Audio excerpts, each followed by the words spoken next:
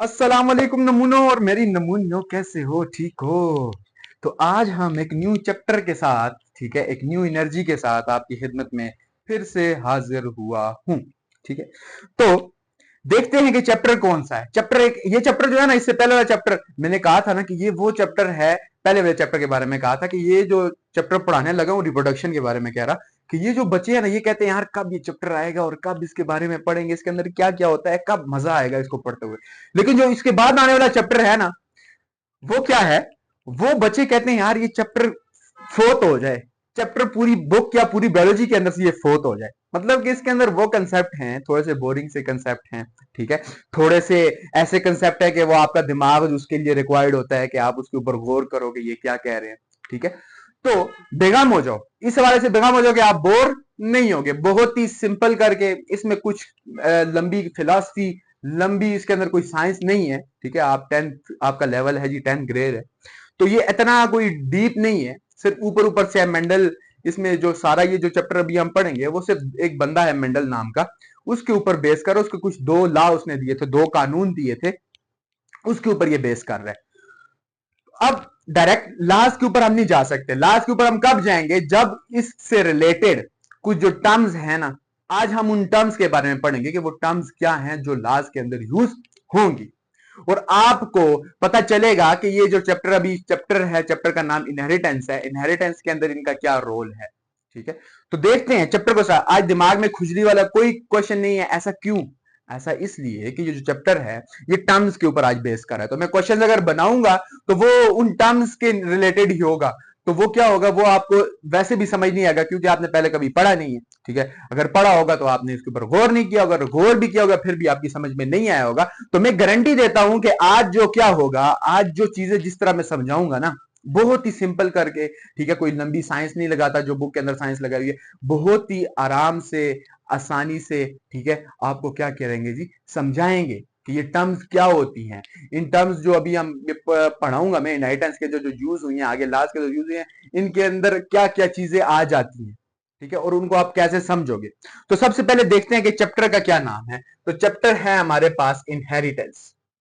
Chapter का क्या नाम है जी? इनहेरिटेंस। चैप्टर नेम क्या है जी? इनहेरिटेंस। अब क्या होता है इनहेरिटेंस? क्या होता है इनहेरिटेंस? इनहेरिटेंस आपके पास, इसको छोड़ के जरा देखते हैं कि क्या होता है इनहेरिटेंस। इनहेरिटेंस होता है विरासत। किसको कहते हैं इनहेरिटेंस? विरासत को कहते हैं। विरासत को कहते हैं इनहेरिटेंस।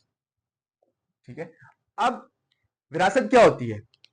विरासत वो चीज होती है कि आप भी मेरे नमूने हो या नमूनिया हो, तो क्या होगा, आपके वालिदैन से जो चीजें आपको ट्रांसफर होगी वो क्या है? विरासत है। क्या है? विरासत है। विरासत के अंदर जगह भी आ जाती है। ठीक है, माल भी आ जाता है, माल में भी हिस्सा होता है। ठीक है, औलाद का। ठीक है, जगह में भी होता है, और कोई भी असासा है, बिजनेस है, उसमें भी हिस्सा होगा औलाद का। तो ये जो चीजें हैं ये तो चलो दुनिया की चीजें हैं ना, जो मटीरियलिस्टिक है। अब वो और कौन सी विरासत है जो बायोलॉजी के अंदर है? ये कौन सी इनहेरिटेंस है? तो ये जो इनहेरिटेंस बायोलॉजी के अंदर है, ये इसको आप कैसे डिफाइन करोगे कि characters that are transferred from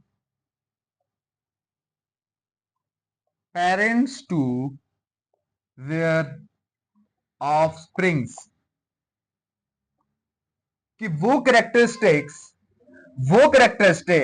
जो पेरेंट्स से, वालिदैन से आगे औलाद के अंदर ट्रांसफर हो जाएं, उनको आप कौन से करेक्टर कहोगे जी? उसको आप क्या कहोगे? इनहेरिटेंस कहोगे।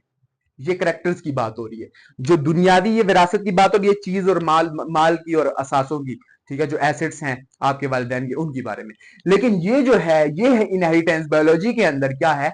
Characters that are transferred from parents to their offsprings. Parents तो आपको पता है वालिदैन को कहते हैं, ऑफस्प्रिंग की जगह आप यहां पर चिल्ड्रन इमेजिन करो, आगे बच्चों के अंदर। ठीक है, आगे बच्चों के अंदर जो करेक्टर ट्रांसफर होंगे वो क्या होंगे जी? उनको आप क्या कहोगे? इनहेरिटेंस से कहते हैं। बात समझ आ गई है? क्या होती है इनहेरिटेंस? इनहेरिटेंस होती है वालिदैन से औलाद के अंदर जो चीजें ट्रांसफर होती हैं, उनको आप क्या कहते हो? इनहेरिटेंस कहते हो। अब इस इनहेरिटेंस को पढ़ने के लिए जिस branch, for example living organism को जिस तरह पढ़ने के लिए बायोलॉजी है, इसी तरह ये इनहेरिटेंस को स्टडी करने के लिए क्या है, इनहेरिटेंस को स्टडी करने के लिए दूसरी टर्म है जी जेनेटिक्स। क्या है जी, ब्रांच है, क्या है जी, जेनेटिक्स। ठीक है, जेनेटिक्स क्या है, स्टडी ऑफ इनहेरिटेंस आप इसे कह सकते हो, स्टडी ऑफ इनहेरिटेंस। इनहेरिटेंस की स्टडी करना, ठीक है, ये कि ये कैसे ट्रांसफर होती है, ऐसी कौन से करेक्टर्स है जो ट्रांसफर होते हैं, ये सारी कहानियां जिस ब्रांच में आप स्टडी करते हो उसको जेनेटिक्स कहते हैं। क्या कहते हैं, जेनेटिक्स कहते हैं। अब फादर ऑफ इनहेरिटेंस किसे कहते हैं, या फादर ऑफ जेनेटिक्स किसे कहते हैं, उसको कहते हैं जी, किसको कहते हैं जी, मेंडल।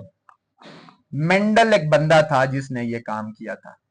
मेंडल को क्या कहते हैं जी, फादर ऑफ जेनेटिक्स या इनहेरिटेंस, फादर ऑफ जेनेटिक्स और इनहेरिटेंस। इनहेरिटेंस या जेनेटिक्स का जो फादर है, मतलब कि जिसने बेस रखी थी, फादर किसको कहते हैं, जो बेस रखता है। ठीक है, जिस तरह father of chemistry, father of biology, father of फलां, फादर ऑफ फलां, ये जो आप अक्सर पढ़ते रहते हो ना साइंसेस सब्जेक्ट के अंदर, या आप किसी और आर्ट्स के सब्जेक्ट के अंदर भी आप पढ़ लेते हो कि कोई चीज किसी ने बनाई है तो उसको कहते हैं फादर ऑफ दिस। ठीक है, ये तो इसका बाप है, ठीक है, इसने इसको बनाया है। ठीक है, तो इसी तरह मेंडल ने, जो मेंडल था, इसको फादर ऑफ केमिस्ट्री बोल रहा हूं, फादर ऑफ जेनेटिक्स या इनहेरिटेंस कहते हैं। क्यों, क्योंकि इसने बेस रखी थी, क्योंकि इसने क्या की थी जी, बेस रखी थी। और जो स्टार्ट करता है या बेस रखता है उसको फादर ऑफ कह सकते हो। ये हो गया जी जेनेटिक्स और इनहेरिटेंस, समझ आया ये क्या होता है। अब यहां इनहेरिटेंस के ऊपर दोबारा आ जाओ। इनहेरिटेंस के अंदर मैंने यहां पे एक चीज यूज की है जिसको कहते हैं करेक्टर्स। ठीक है, अब करेक्टर्स से यहां पर क्या मुराद है, करेक्टर से मुराद है यहां पर खुसूसियात। ठीक है, खुसूसियात से क्या मतलब है, फीचर्स। ठीक है, फीचर से क्या मुराद है, जो आपके वालिद के अंदर कुछ जो उनकी फीचर्स है, उनकी करेक्टरिस्टिक्स हैं। अब करेक्टरिस्टिक्स की यहां पर सर समझ नहीं आ रही कि क्या आप बार बार खुसूसियात, फीचर, करेक्टरिस्टिक क्या समझ नहीं। यहां पर करेक्टरिस्टिक का यह मतलब है कि आपके वालिदैन का यहां पर क्या आ जाता है जी, कलर आ जाता है। फेस कलर क्या है, फेस कलर मतलब कि स्किन का कलर क्या है, उनकी आंखों का कलर क्या है। ठीक है, उनके यहाँ पे ये जो ईयर लोब्स होते हैं ये अटैच हैं या डी अटैच हैं, मतलब ये ईयर लोब मेरा फ्री फ्री है ना, ठीक है, डी अटैच है। कुछ लोग होते हैं उनके अटैच होते हैं। ठीक है, इसी तरह उनके बॉडी के अंदर जो ब्लड ग्रुप है, ठीक है, वो भी उनका करेक्टरिस्टिक है। इनकी बॉडी के अंदर एक एक जो करेक्टर है वो उसके बारे में यहाँ पर बात हो रही है, ये उस करेक्टर की बात हो रही है, किरदार वाले करेक्टर की नहीं, ये उस करेक्टर की बात हो रही है जो आपके वालिद या वालदा के जो अपीयरेंस है। ठीक है, और उनकी बॉडी के अंदर जो चीजें हैं, उनके ब्लड ग्रुप्स, ठीक है, उनकी कंपोजिशन, उनके अंदर सारी की सारी चीजें, उनको आप करेक्टर्स कहते हो। यहां पर समझो कि वो करेक्टर्स जो ट्रांसफर होंगे आपके वालिदैन से, आपने उनको इनहेरिटेंस कहते हैं। अब करेक्टर्स दो तरह के होते हैं। ठीक है, अब फॉर एग्जांपल मेरी मेरी मेरा फेस कलर है या मेरी फेस की शेप जो है, अब अक्सर आप देखते हो, गया कहते हैं यार कोई बंदा है ना, वो उसके वालिद वालिद और उसके बेटे को एक बंदे ने देखा है। ठीक है, एक बंदे ने एक उस लड़के के वालिद को भी देखा है, उस लड़के को भी देखा, लेकिन उसे नहीं पता कि इस लड़के का वालिद है, लेकिन फिर भी पहचान लेता है कि यार ये इसका बेटा है। या दो लड़के जा रहे हैं, ठीक है, तो देखने लगा कहता है ये दोनों भाई हैं। वो किस बिना पे ये कहते हैं, करेक्टर्स, उनकी फेस शेप, उनके बात करने का तरीका, उनकी आवाज, उनकी हाइट, ठीक है, या उनके जो है ना वो बॉडी, ठीक है, बॉडी फिजिक, उन करेक्टर्स को देख के वो कहते हैं ये दोनों भाई हैं, या कहते हैं ये उसका बेटा है। तो ये किस चीज को देखते हैं, करेक्टर्स को देखते हैं। और यही करेक्टर्स पेरेंट्स से ऑफस्प्रिंग के अंदर क्या होते हैं जी, ट्रांसफर होते हैं। अब करेक्टर्स दो तरह के होते हैं। अब जो करेक्टर्स ट्रांसफर होते हैं वो दो तरह के होते हैं। या तो वो होंगे बिल्कुल जो वालिद के अंदर है वही ट्रांसफर हो जाएंगे। फॉर एग्जाम्पल वालिद वालिद की जो आंखें हैं, जिसको आप कहते हो जी ब्राउन आंखें हैं, ब्राउनिश ब्राउनिश ब्राउनिश होती है, कौन सी होती है यार, ये जो ग्रीनिश, सॉरी ग्रीनिश, जो बिली आंखें कहते हैं ना, बिली आंखों वाला है। कहते हैं कि वालिद है, उसकी आंखें कैसी हैं जी, ग्रीनिश आंखें हैं, और आगे औलाद है उसकी भी आंखें ग्रीनिश है। तो ये करेक्टर जो होगा ना, मतलब कि सेम करेक्टर क्या हुआ जी, ट्रांसफर हुआ है बाप से औलाद के अंदर। बाप से औलाद के अंदर सेम करेक्टर, बिल्कुल उस जैसी उसकी आंखें हैं। ठीक है, तो ये जो होगा इसको कहते हैं आप हेरिडिटी कहोगे। क्या कहोगे, हेरिडिटी कहोगे। अब ये इन दो चीजों को जरा गौर लगा के समझना कि करेक्टर्स के अंदर हेरिडिटी किसे कहते हैं। हेरिडिटी किसे कहते हैं कि transfer of same characters from parents to offspring. वो करेक्टर्स वो करेक्टर्स जो पेरेंट से आगे ऑफस्प्रिंग के अंदर ट्रांसफर होते हैं और वो बिल्कुल पेरेंट जैसे होते हैं, ठीक है, जैसे पेरेंट के अंदर है वही औलाद के अंदर है, तो उसको आप क्या कहते हो जी, हेरिडिटी कहते हो। इसी के साथ जो इसके साथ मिलता जुलता और अपोजिट है उसको कहते हैं वेरिएशन। क्या है जी दूसरी टर्म, वेरिएशन। क्या होती है वेरिएशन? वेरिएशन देखो, वेरिएशन वेरी से निकला है। वेरी का क्या मतलब होता है, चेंज। वो characters characters that are not like their parents।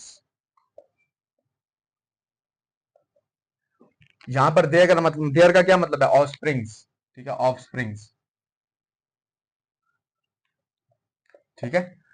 अब वो करेक्टर्स जो वालिद की तरह नहीं है, वालिद के अंदर से जो ट्रांसफर हुआ है लेकिन वो आगे औलाद के अंदर शो नहीं हुआ बल्कि कुछ चेंज आ गया। क्या आ गया जी, चेंज। वेरिएशन का यहां पे मतलब आप ध्यान में रख लो कि चेंज। क्या है जी, चेंज है। क्या मतलब है इसका, चेंज। अब आपको समझ नहीं आई है वेरिएशन और हेरिडिटी में, समझाता हूं कि क्या है। फॉर एग्जाम्पल ये हम बना लेते हैं एक बंदा, ठीक है, ये आप बना दिया जी, एक बंदा बना दिया। अब इसके आगे दो बच्चे हैं, या एक ही बच्चे को बनाते हैं, छोड़ो दो को। इसके आगे क्या है जी, एक बच्चा है, बच्चे को रेड मार्कर से बना देते हैं ताकि आपको आसानी से समझ आए। बल्कि ये बच्चा है ना, रो रहा है। ये क्या कर रहा है, रो रहा है, ठीक है। ये क्या है जी, इसका बच्चा आ गया, ये पेरेंट आ गया, ये आगे क्या आ गया जी, ऑफस्प्रिंग आ गया, और ये इधर क्या आ गई जी, इनहेरिटेंस आ गई। अब इनहेरिटेंस के अंदर दो चीजें आ गई, कौन सी दो चीजें, हेरिडिटी और वेरिएशन, हेरिडिटी और वेरिएशन, ठीक है। अब जरा देखना, ये जो पेरेंट है, मतलब कि पेरेंट की जगह यहां फादर लिख देता हूं मैं, यहां पे फादर लिख देते हैं, फादर।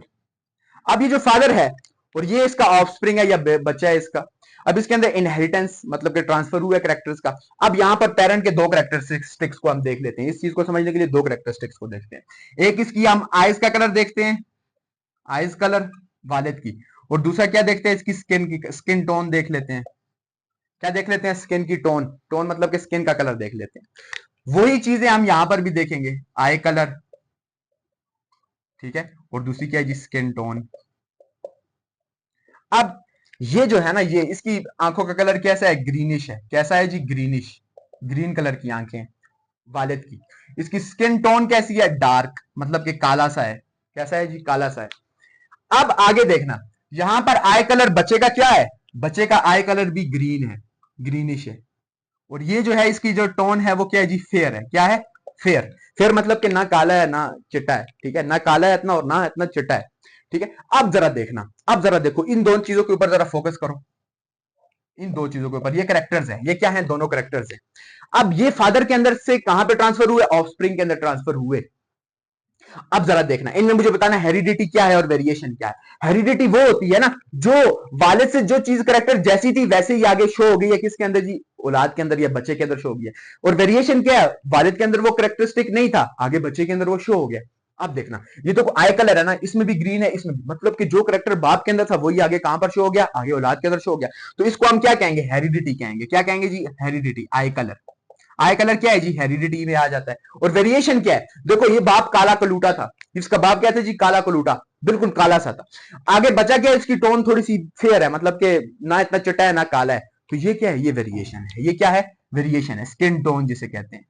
स्किन टोन क्या है जी, वेरिएशन आ गई आपके पास। समझ आइए वेरिएशन और किसमें फर्क, वेरिएशन और किधर गया, हेरिडिटी में फर्क समझ आया कि क्या होता है। वेरिएशन क्या है, जो मतलब कि वेरी चेंज आ जाए, बाप से औलाद के अंदर चेंज आ जाए, बाप के अंदर वो करेक्टर नहीं था, आगे औलाद के अंदर वो करेक्टर है। और हेरिडिटी क्या है, सेम रहे, जो बाप के अंदर करेक्टर था वही जाके औलाद के अंदर शो हो गया, तो उसको आप हेरिडिटी कहोगे।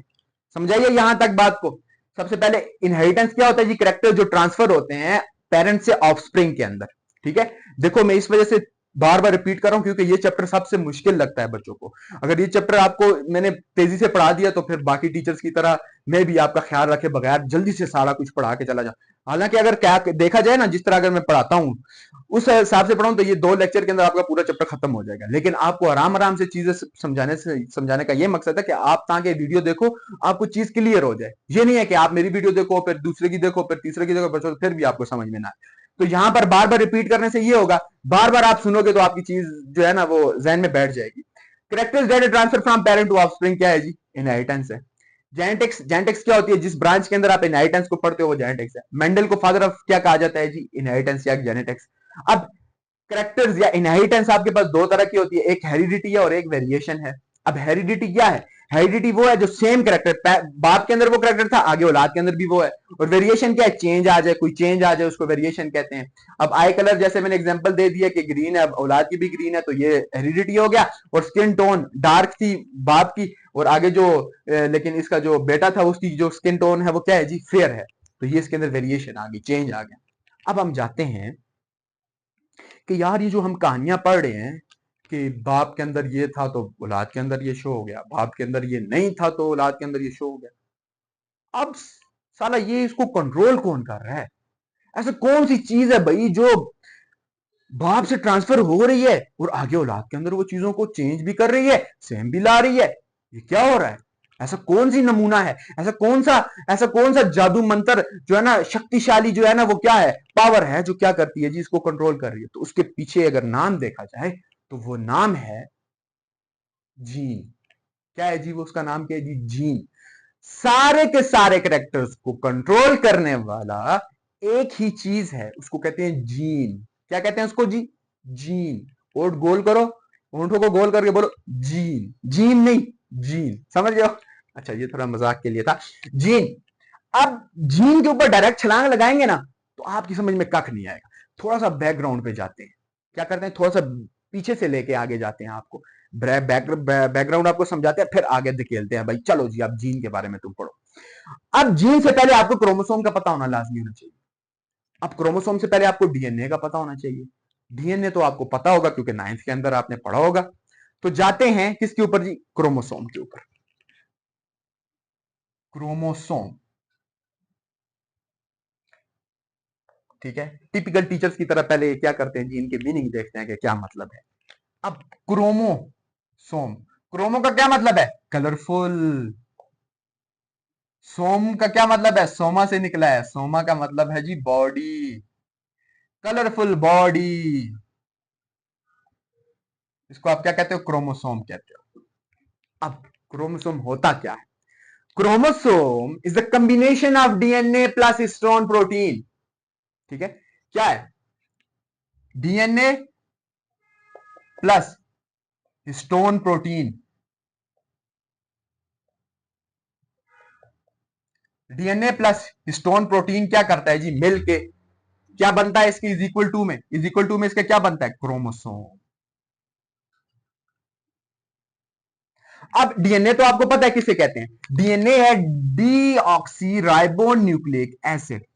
डीऑक्सी राइबो न्यूक्लिक एसिड, ये तो आपने पढ़ा हुआ है, इसकी स्ट्रक्चर वगैरह नहीं पढ़ाते, जरूरत नहीं है। प्रोटीन कौन सा प्रोटीन? Histone protein. प्रोटीन है उसका नाम क्या है जी? हिस्टोन। अब बल्कि ऊपर लिखा हुआ है, चलो फिर लिख देते हैं। अब क्या होता है? डीएनए यहां पर क्या, डीएनए मिल के ना क्या बना देता है? एक धागा बना देता है। अब यहां पर मैं आपको कैसे समझाऊं? हाँ ये चीज इस डस्टर से धागे को निकालते हैं फिर समझाते हैं आपको कि हाँ ये आ गया, ये आ गया। और साथ में मुझे एक और चीज चाहिए है, कोई चीज। चलो मार्कर से ही गुजारा करते हैं, समझ जाना आप लोग। ठीक है, अब देखो जरा, ये deoxyribo nucleic acid plus stone protein मिलके क्या बनाएंगे जी? क्रोमोसोम। अब मैं इस मार्कर को जरा साइड पे रख देता हूं। अब इस मार्कर को समझ लो कि ये क्या है? स्टोन प्रोटीन है। ये मार्कर क्या है? Stone protein. अब होता क्या है? ये डीएनए था, डीएनए की लंबी स्ट्रैंड बनती है, ये तो थोड़ा सा धागा है ना, लंबी धागा बनता है, सही लंबा धागा। और क्या करता है? इस हिस्टोन प्रोटीन के गिर्द वो क्या करता है जी? घूमता है। घूमता है मतलब कि उसको ये, ठीक है, इधर ये एक स्टोन प्रोटीन आ गया, साथ में इधर दूसरा स्टोन प्रोटीन, इधर तीसरा स्टोन प्रोटीन। मतलब कि जिस तरह आपने कभी तस्वीर देखी है, तस्वीर पास पड़ी हुई है, उसको देख लो कि उसके अंदर जो दाने होते हैं ना, दाने, उसको आप स्टोन प्रोटीन मान लो, और जो धागा है उसको आप डीएनए मान लो। तो इस तरह पिरोया हुआ होता है। क्या हुआ होता है? पिरोया हुआ होता है। डीएनए प्लस स्टोन प्रोटीन मिल के जब पिरोने पिरोने होते हैं तो वो क्या बनाते हैं? क्रोमोसोम बनाते हैं। क्या बनाते हैं? क्रोमोसोम बनाते हैं। अब क्रोमोसोम अब क्रोमोसोम क्या करता है? क्रोमोसोम क्रोमोसोम आपके पास क्या करता है? यही तो वो असल चीज है, ठीक है, जिसके ऊपर क्या मौजूद होते हैं? जीन्स मौजूद होते हैं। क्या मौजूद होते हैं? जीन्स। जो क्रोमोसोम है वो किससे मिलकर बना है? डीएनए प्लस स्टोन प्रोटीन से। अब क्रोमोसोम के ऊपर क्या मौजूद होते हैं? जीन्स। जीन्स क्या होते हैं? अब जीन्स की बारी है। जीन्स आपके पास factors that controls every characteristic. हर जीन का काम क्या होता है? एक कैरेक्टरिस्टिक को कंट्रोल करना। फॉर एग्जाम्पल आई जीन है, ठीक है, आई जीन है, तो इसका काम क्या है जी? ब्लड ग्रुप को फॉर एग्जाम्पल ये कंट्रोल करता है। फॉर एग्जाम्पल किसको कंट्रोल? आई जीन है, जीन का नाम आई है, ठीक है, तो ये किसको कंट्रोल करेगा जी? ब्लड ग्रुप को कंट्रोल करेगा, ठीक है। मतलब के every gene has his on क्या? करेक्टर। हर जीन का अपना एक करेक्टर होता है। हर जीन का अपना एक करेक्टर होता है। आई जीन है, उसका काम क्या है? उसका क्या करेक्टर है? कि वो ब्लड ग्रुप, ब्लड के जो ग्रुप है उसको वो क्या करेगी? आगे बताएगी कि कंट्रोल करेगी कि इसका ब्लड ग्रुप ए होगा, बी होगा, ए बी नेगेटिव होगा, पॉजिटिव होगा। इसको कंट्रोल करने वाले किसका काम है जी? आई जीन। इसी तरह कोई A for example A gene है, उसका काम क्या है जी? आंखों के कलर को कंट्रोल करना। बी जीन है, उसका काम क्या है जी? ये कानों को जोड़ के रखना है या खोल के रखना है, ठीक है, मतलब कि फ्री ईयर लोब हो या अटैच ईयर लोब हो, ये कंट्रोल करना। तो ये जो जीन होते हैं ये फैक्टर्स होते हैं जो क्या करते हैं जी? कंट्रोल करते हैं आपकी बॉडी के हर एक कैरेक्टरिस्टिक को। समझ आ रही है? अब क्रोमोसोम के स्ट्रक्चर के ऊपर थोड़ा जाते हैं कि क्रोमोसोम के स्ट्रक्चर के अंदर क्या चीजें मौजूद है। क्रोमोसोम के स्ट्रक्चर के अंदर क्या चीजें मौजूद हैं, उसका स्ट्रक्चर बनाते हैं। उसका हम क्या बनाते हैं जी? स्ट्रक्चर डायग्राम बनाते हैं। और फिर हम इस लेक्चर को यहां पर एंड कर देंगे।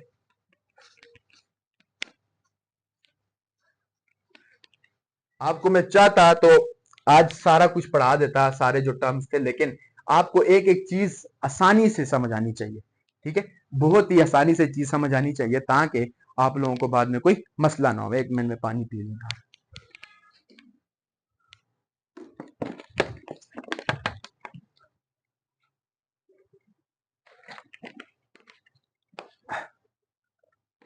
अब क्रोमोसोम की डायग्राम बना देते हो, फिर आपको समझा देते हैं।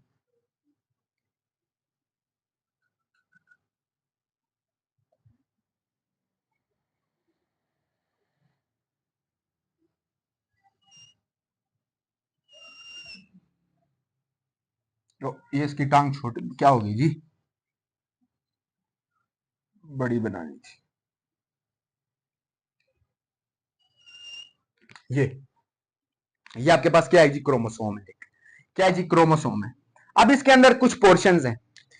आपको कुछ पोर्शंस नजर आ रहे होंगे ना, मैं बना देता हूं ताकि आपको कंफ्यूजन ना हो। अब आपको पोर्शन नजर आ रहे हैं क्रोमोसोम के अंदर।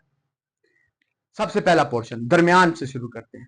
ये जो बिल्कुल दरमियान में आपको नजर आ रहा है, इसका क्या काम? इसका नाम है जी सेंट्रोमेयर। इसका क्या नाम है जी? सेंट्रोमेयर। अब इसका काम क्या होता है? क्या होता है इसका काम सेंट्रोमेयर का? सेंट्रोमेयर का काम होता है टू अटैच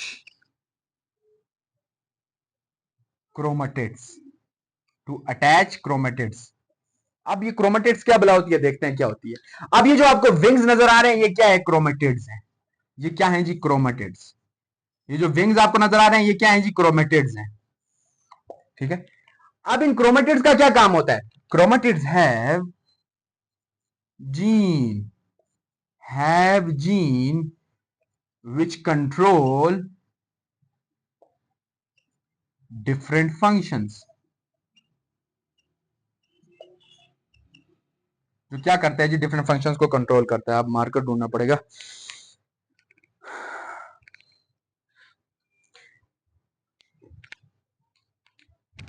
ये क्या है जी, क्रोमेटिड्स। ये जो आपको विंग्स नजर आ रही है, क्या क्रोमा। अब इसी विंग्स के नीचे यहाँ पे मैंने शेड कर दिया, तो ये शेड का क्या मतलब है?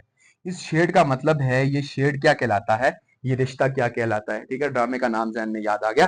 तो ये शेड क्या कहलाएगा, ये जो रिश्ता है, ये क्या क्या कहलाएगा? इसकी जगह आप ये कहोगे ये शेड क्या कहलाएगा। इस शेड को कहते हैं जी टीलोमेयर। क्या कहते हैं? टीलोमेयर। अब ये टीलोमेयर क्या करता है? ये दरअसल सिक्योरिटी देता है। क्या देता है? सिक्योरिटी। सिक्योरिटी कैसी सिक्योरिटी देता है? सिक्योरिटी ऐसी देता है कि कहीं ऐसा ना हो जाए कि यहां पर मौजूद जीन्स जो हैं वो डैमेज हो जाएं। ठीक है, क्या करता है जी, क्या करता है? Protects genes from degradation. Degrade ना हो जाए, खत्म ना हो जाए, वैनिश ना हो जाए, कहीं पे जाया ना हो जाए। तो ये टीलोमेयर का क्या काम होता है? सिक्योरिटी प्रोवाइड करना। क्या प्रोवाइड करना? सिक्योरिटी प्रोवाइड करना। इस सेंट्रोमेयर का क्या काम होता है? To attach chromatids. क्या क्या क्या दिखाना? क्या अटैच करना? क्रोमेटिड्स को। क्रोमेटिड्स क्या है? ये जो विंग्स है ना, इनको क्रोमेटिड्स कहते हैं। क्या कहते हैं? इनको क्रोमेटिड्स कहते हैं। अब ये आपको नजर आ रहा होगा कि ये थोड़ा सा बड़ा बनाया है, ये छोटा बनाया है। हाँ, शायद गलती हो गई सर। अरे नहीं नमूनों, गलती नहीं हुई है। ये जो होता है ना, ये इसको आप कहते हो स्मॉल हाफ। इसको आप क्या कहते हो? स्मॉल हाफ कहते हो। इसके अंदर दो हाफ्स है ना, इसको आप स्मॉल हाफ, स्मॉल हैंड, या जो जो भी आप इसे कह दो, ये स्मॉल स्मॉल है। स्मॉल क्रोमेटिड भी इसको कह सकते हो। और ये जो आपको है, ये स्मॉल विंग भी इसे कह सकते हो आप। और ये जो है नीचे वाला, इसको आप कहते हो जी लार्ज विंग। इसको आप क्या कहते हो जी? Large wing. इसको आप कहते हो जी लार्ज विंग, या लार्ज हाफ, या लार्ज पार्ट, या लार्ज क्रोमेटिड। समझ रहे हो? तो इस सेंट्रो इस क्रोमो ये आप पूरा का पूरा क्या है जी? क्रोमोसोम आ गया। यहां पर सेंट्रोमेयर। अब सेंट्रोमेयर के अंदर एक प्रोटीन होता है जो इनको जोड़ के रखता है, जिसका नाम है जी काइनाटोकोर। क्या कहते हैं इसको? काइनाटोकोर कहते हैं। ठीक है, ये क्या है जी? प्रोटीन है जो क्या करता है, इन दो क्रोमेटिड्स को आपस में मिला के रखता है, ज्वाइन करके रखता है। ठीक है, अब क्या होगा? अब तो ये आपको ये जो आपको नजर आ रहा है, ये क्या है? ये हाफ क्रोमोसोम है। एक तरह का क्या है जी? हाफ क्रोमोसोम है। मतलब कि सिर्फ पेरेंट्स से ये क्या मतलब कि मेल मेल का या फीमेल का क्या है जी? एक क्रोमोसोम है। अब ये हमेशा पेयर में होंगे। ये क्रोमोसोम क्या होते हैं जी? Always in pair. आप पिछले लेक्चर के अंदर आप देख सकते हो कि ऑलवेज इन पेयर, ये पेयर में होंगे। अब ये फॉर एग्जांपल मदर का है, तो यहीं पर आके अटैच होगा फादर का। ये ठीक है, मैं यहां पर इस तरह करके बनाता हूं ताकि नीचे लिखे हुई चीज के ऊपर ना आ जाए। ठीक है, बल्कि साइड पे बना देते हैं, ये आप कंफ्यूज हो जाओगे इसमें। इसको अरेज करते हैं यहां से और साइड में बना देते हैं। ये देखो, यहां पर देखो, ये एक जो भी मैंने बनाया है यहां पर, ये वो आ गया। अब दूसरा, ये क्या आ गया जी? दूसरा आपके पास आ गया। अब इसमें से एक क्या है? फादर का है, और एक मदर का है। और ये दोनों मिलते कहां पर हैं? सेंट्रोमेयर पे मिलते हैं। यहां पर मैं फिर से अटैच कर रहा हूं। सेंट्रोमेयर के अंदर ऐसी कौन सी चीज है? काइनेटोकोर है जो इसको करता है जी। ठीक है, आपस में मिलाते हैं जी। अब ये जो दो आपको नजर आ रहे हैं, ये क्या है? दोनों ये आपके पास क्या है? क्रोमेटिड्स हैं। ठीक है, और इनका ये शेडेड पार्ट क्या है? ठीक है, ये सिर्फ ये नहीं है कि मेल मदर के अंदर या फादर के अंदर ही सिर्फ होगा। ये क्या होता है? दोनों के अंदर ये जो पार्ट मौजूद होता है, इसको आप क्या कहते हो जी? टीलोमेयर कहते हो। क्या कहते हो इसको? टीलोमेयर कहते हो। तो ये था जी क्रोमोसोम का स्ट्रक्चर। अब आपको मैं एक और चीज बता दूं, आपको मैं एक और चीज बता दूं कि number of centromere is equal to number of chromosome. Number of centromere is equal to number of chromosome. जितने सेंट्रोमेयर होंगे इतने क्रोमोसोम्स होंगे। फॉर एग्जाम्पल, ये एक क्रोमोसोम, ये भी एक क्रोमोसोम। ठीक है, अगर मैं इसके क्रोमेटिड्स और बना देता हूं, ठीक है, ये 6 क्रोमेटिड्स बन गए, लेकिन ये इसके अंदर एक ही क्रोमोसोम आ गया। मैं क्या करता हूँ, सिर्फ एक ये बना देता हूँ। ठीक है, एक ही रिंग बना देता हूं, तो ये एक क्रोमोसोम। ठीक है, तो मतलब कि सेंट्रोमेयर जितने होंगे इतने क्रोमोसोम होंगे। Number of centromere is equal to number of chromosome. जितने सेंट्रोमेयर इतने क्रोमोसोम। यहाँ पर एक सेंट्रोमेयर है तो एक एक क्रोमोसोम। अगर आप ज्यादा जितने सेंट्रोमेयर होंगे, फॉर एग्जाम्पल इनको मैं तोड़ स्प्लिट कर देता हूँ, इसको स्प्लिट कर देता हूँ और यहाँ पर दो, यहाँ पर इस तरह बना लेता हूँ। फॉर एग्जाम्पल इनको स्प्लिट किया मैंने, मैं यहाँ मार्कर से बना देता हूँ। एक ये बन गया और एक ये ब्लैक से बन गया। तो ये कितने हो गए, ये दोनों मिलके 2 क्रोमोसोम हो गए। समझ गए हो कि number of centromere is equal to number of chromosome. तो यहां पर मैं लेक्चर को एंड करता हूं। ठीक है, आज के लेक्चर के अंदर बहुत थोड़ा सा नॉलेज आपको दिया, लेकिन वो नॉलेज मतलब कि सिंप्लीफाई करके आपको बिल्कुल दी है। ठीक है, इसलिए कि यार ये चैप्टर अगर आपकी बेस स्टार्ट से खराब हो गई ना, आगे जब मैं लास्ट बढ़ूंगा आपके ऊपर से वो चीजें जाएंगी। ठीक है, तो लाजमी इस लेक्चर को देखें। ठीक है, इसके अंदर जो चीजें हैं उनके ऊपर गौर करें कि सर ने क्या बताया, किस तरह एग्जांपल देके और किस तरह आसानी से, बिल्कुल आसान करके आपको मैंने समझा दिया। इनहेरिटेंस क्या होती है, जेनेटिक्स क्या होती है, फादर कौन है, फिर हेरिडिटी और इन वेरिएशन में क्या फर्क है, फिर जीन क्या होता है। जीन के ऊपर डिटेल में नहीं गया, हम वो नेक्स्ट लेक्चर के ऊपर जाएंगे जब, तो उसके अंदर आपको बताएंगे जीन और अलील में फर्क क्या है, उसमें आपको क्लियर हो जाएगा।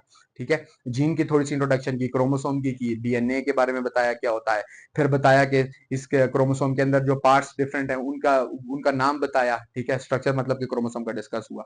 तो आज बहुत थोड़ा सा आपकी बुक में देखे तो बहुत थोड़ा सा टॉपिक आपके क्लियर हुआ, लेकिन मुझे पता है कि अगर आपने ये लेक्चर देख लिया तो आपको उस टॉपिक के अंदर कोई कंफ्यूजन नहीं होगी।